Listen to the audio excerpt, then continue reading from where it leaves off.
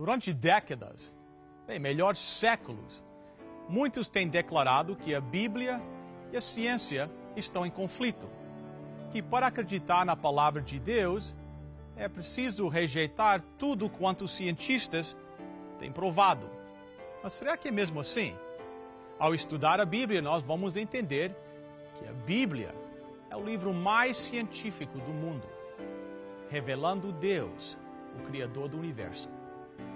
Hoje no Está Escrito, uma conversa muito interessante com o nosso convidado especial sobre a Bíblia e a ciência. Voltaremos dentro de poucos instantes.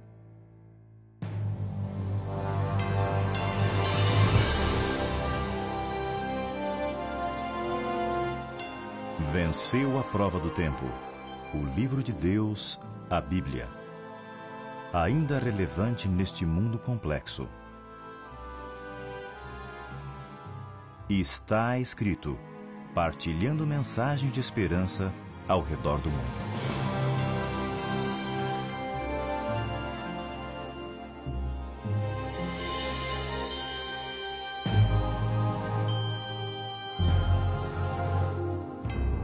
Bem, gostaria de dar as boas-vindas ao Dr. Montenegro. Aqueles que assistem ao programa já conhecem o Dr. Montenegro, que ele já apareceu várias vezes no nosso programa. Bem-vindo mais uma vez. Eu que agradeço o convite. Dr. Montenegro nasceu no Brasil, formado em engenharia e recebeu o PhD no Max Planck, na Alemanha.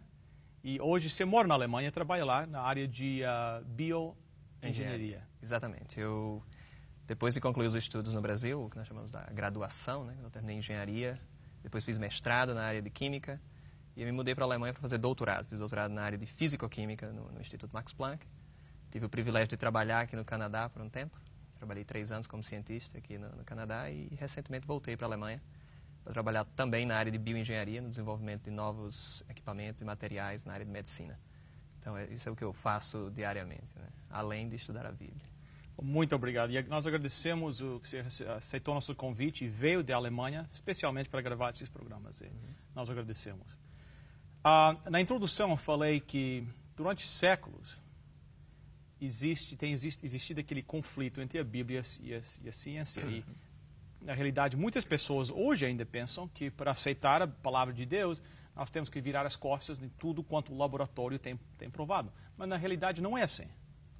Que ao nós estudarmos a Bíblia, nós vamos ver que a Bíblia é um livro científico, que não contradiz a ciência. Não é verdade? É. A maneira que eu vejo hoje a ciência e a Bíblia, na minha opinião, há uma ciência que a Bíblia tem como foco principal, chama-se soterologia, que é a ciência da salvação. Mas as pessoas que dizem que a Bíblia não é um livro científico, ou não é um livro que contém ciência verdadeira, é porque nunca leram a Bíblia de maneira cuidadosa, não prestaram atenção nos detalhes. Mas se há um livro, um texto antigo, por assim dizer, que contém uma ciência tremenda, esse texto é a Bíblia. Então nós temos, praticamente todas as ciências estão mencionadas na Bíblia, desde a matemática até a medicina.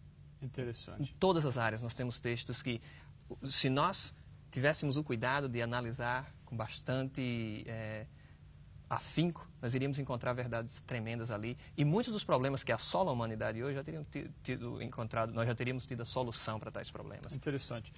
Então, um dos segredos do estudo da Bíblia é não vir ao estudo da Bíblia com um preconceito, né? Com as ideias já formuladas, né? E esse, na verdade, é um dos grandes problemas até para a ciência em certo. Si. Os preconceitos e as ideias pré-formadas atrapalharam o desenvolvimento científico por séculos. Inúmeras ideias científicas que eram estabelecidas no passado atrapalharam, arruinaram o desenvolvimento científico por séculos, coisas que foram desenvolvidas na época dos filósofos gregos, por assim dizer, e permaneceram como ideias válidas, a própria estrutura do sistema solar que eles haviam desenvolvido, e muitas pessoas adotaram aquilo como verdade. Quando outros cientistas vieram falando as suas descobertas, eles foram detidos, eles não tiveram o seu direito de se expor. Esse foi o caso de Galileu, por exemplo. Exatamente. Muita gente disse que foi, Galileu estava contra a Bíblia. Isso é uma mentira, Galileu não estava contra a Bíblia. Galileu, muito pelo contrário, ele era um tremendo crente nas Escrituras. O grande problema é que a ciência estabelecida na época não concordava com as ideias de Galileu. E essa ciência, ou os cientistas da época, pegaram o apoio da igreja dominante e forçaram essa igreja, ou induziram a igreja a condenar as ideias de Galileu. Mas o problema todo foram as ideias preconcebidas da própria ciência da época. Então, esse preconceito, muitos dizem, existe só na área dos cristãos. Os cristãos não são os únicos com preconceito, então. O preconceito é uma coisa generalizada na raça humana. Na raça humana. Interessante. Hoje, eu gostaria de focar um pouquinho mais na área de matemática. Certo. E a matemática na Bíblia. O uso de números, etc. O que é que o doutor podia nos falar sobre isso? Olha, a matemática, viu, é uma disciplina tão importante que a maioria dos cientistas concordaria que se um fenômeno não pode ser descrito na linguagem matemática, ele ainda não foi completamente entendido. A matemática está contida, e Deus ele utilizou a matemática para desenhar o universo que nós conhecemos. Deus ele utiliza a matemática na Bíblia do começo ao fim. Há livros na Bíblia que são verdadeiras aulas de geometria, quando Deus dá dimensões, ele dá razões, proporções ali. Eu queria ler um texto com você. Vamos. Que está no livro de Isaías, no capítulo 40, eu já havia preparado esse texto aqui, que eu acho muito interessante a maneira, a linguagem que Deus fala aqui. No capítulo 40 de Isaías, verso 12, diz: quem mediu com a concha das mãos as águas, ou tomou a medida dos céus aos palmos? Quem recolheu numa medida o pó da terra, ou pesou os montes e os outeiros em balanças? Deus está utilizando termos matemáticos aqui. E a Bíblia inteira, Deus faz jogos com matemática. Ele até nos desafia. Existe um texto de Apocalipse em que Deus ele nos convida a fazer um cálculo. No livro de Isaías, no Apocalipse, desculpe, no capítulo 13, ele diz, quem tiver entendimento, calcule o número da besta, diz até assim, né, o 666, o 666. Então, Deus ele trata do começo ao fim. Então, há dois números na Bíblia que são muito utilizados. O primeiro seria o número 7, que é um número famosíssimo da Bíblia, e o segundo seria o número 10. Ambos os números, Deus ele joga com esses números. E você sabe como todo bom professor, ele atiça a nossa curiosidade. Ele faz com que a gente pense a respeito disso. Então, tanto o número 7 quanto o número 10, contidos na Bíblia, são números que estão relacionados com algo completo, com perfeição. Então, nós temos, no caso do número 7, o ciclo semanal, né? A cada 7 dias um ciclo se fecha, um novo começa. E nós temos lá em Gênesis e em Êxodo, onde em ambos os livros são mencionados textos como e em 6 dias terminou Deus os céus e no 7º dia descansou. Né? Então nós temos ali esse texto. E não só aí, o número 7 é utilizado em vários outros textos na Bíblia. Poderia citar com você no livro de Apocalipse, nós temos os selos, os 7 selos, as 7 igrejas, 7 trombetas. Então, várias séries do número 7, e todas elas estão relacionadas com algo completo.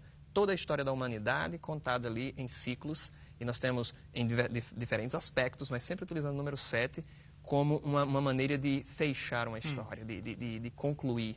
Porque Deus ele utiliza esse número 7 numa linguagem de algo completo, de algo perfeito, né?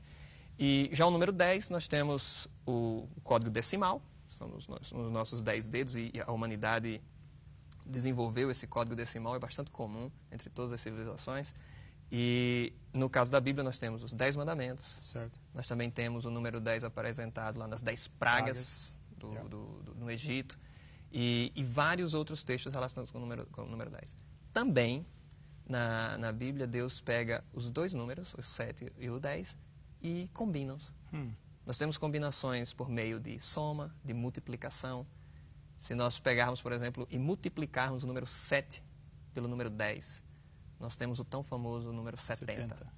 Que eu acho que qualquer leitor da Bíblia, qualquer pessoa que já tenha lido a Bíblia, conhece textos relacionados ao número 70, né? As 70 semanas da profecia de Daniel.